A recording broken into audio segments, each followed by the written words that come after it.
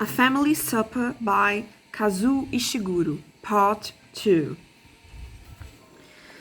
The light in the garden had grown very dim. Eventually, I pointed to a small clearing some 10 yards away. Just there I saw it, just there. We stared at the spot. What did it look like? I couldn't see very well. It was dark. But you must have seen something. It was an old woman. She was just standing there, watching me. We kept staring at the spot as if mesmerized. She was wearing a white kimono, I said. Some of her hair had come undone. It was blowing around a little. Kikuko pushed her elbow against my arm. Oh, be quiet. You're trying to frighten me all over again. She trod on the remains of her cigarette, then for a brief moment stood regarding it with a perplexed expression. She kicked some pine needles over it, then once more displayed her grin. Let's see if supper's ready, she said. We found my father in the kitchen. He gave us a quick glance, then carried on with what he was doing. Father's become quite a chef since he's had to manage on his own, Kikuko said with a laugh. He turned and looked at my sister coldly. Hardly a skill I'm proud of, he said.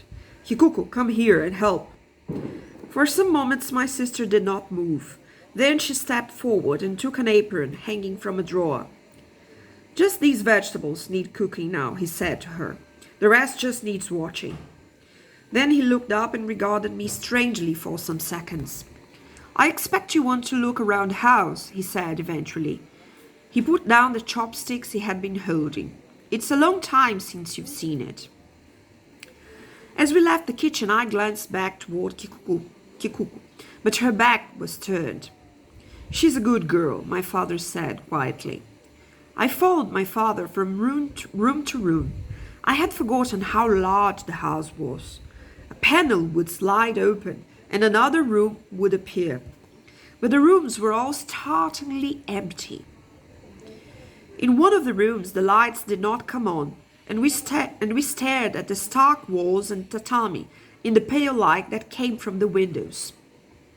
This house is too large for a man to live in alone, my father said. I don't have much use for most of these rooms now. But eventually my father opened the door to a room packed full of books and papers.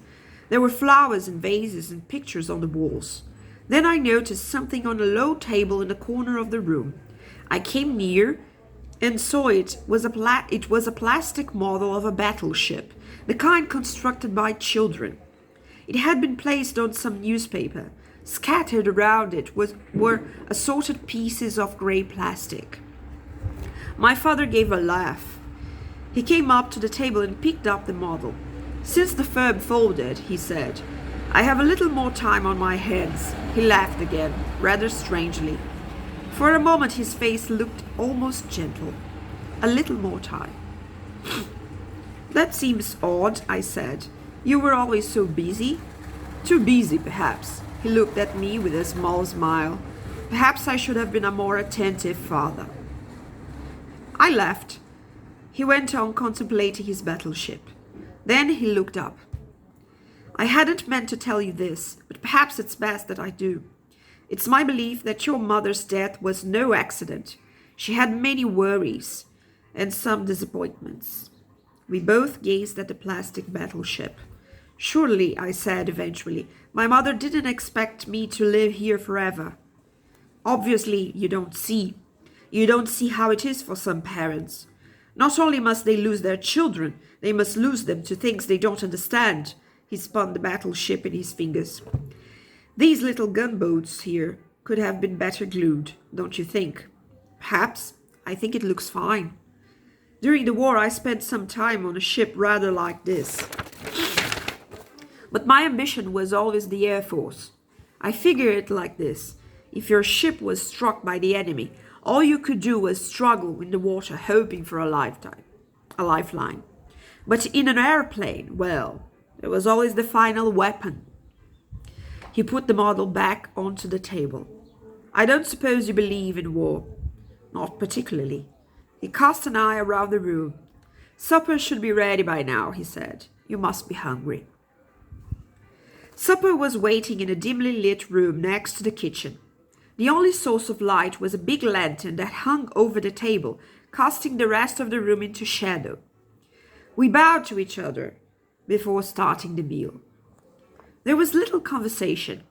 When I made some polite comment about the food, Kikuko giggled a little. Her earlier nervousness seemed to have returned to her. My father did not speak for several minutes. Finally he said, "It must feel strange for you being back in Japan." "Yes, it is a little strange." "Already perhaps you regret leaving America."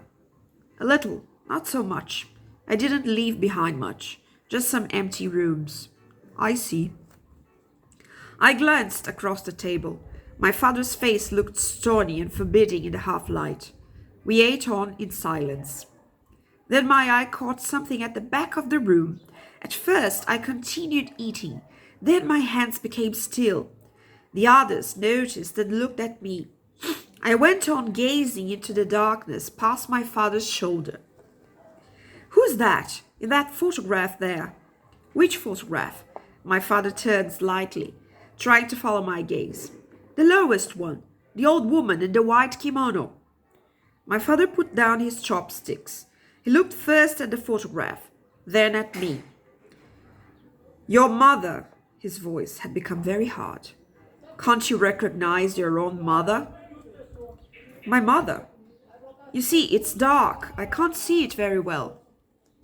No one spoke for a few seconds. Then Kikuko rose to her feet. She took the photograph down from the wall, came back to the table and gave it to me. "She looks a lot older," I said. "It was taken shortly before her death," said my father. "It was the dark. I couldn't see very well." I looked up and noticed my father holding out a hand. I gave him the photograph. He looked at it intently, then held it towards Kikuko. Obediently, my sister rose to her feet once more and returned the picture to the wall. There was a large pot left unopened at the center of the table. When Kikuko had seated herself again, my father reached forward and lifted the lid. A cloud of steam rose up and curled towards the lantern. He pushed the pot a little towards me. "You must be hungry," he said. One side of his face had fallen into shadow. "Thank you." I reached forward with my chopsticks. The steam was almost scalding. "What is it?" "Fish. It smells very good." In a meat soup were strips of fish that had curled almost into balls. I picked one out and brought it to my bowl. "Help yourself. There's plenty." "Thank you." I took a little more, then pushed the pot towards my father. I watched him take several pieces to his bowl. Then we both watched as Kikuko served herself. My father bowed slightly. "You must be hungry," he said again.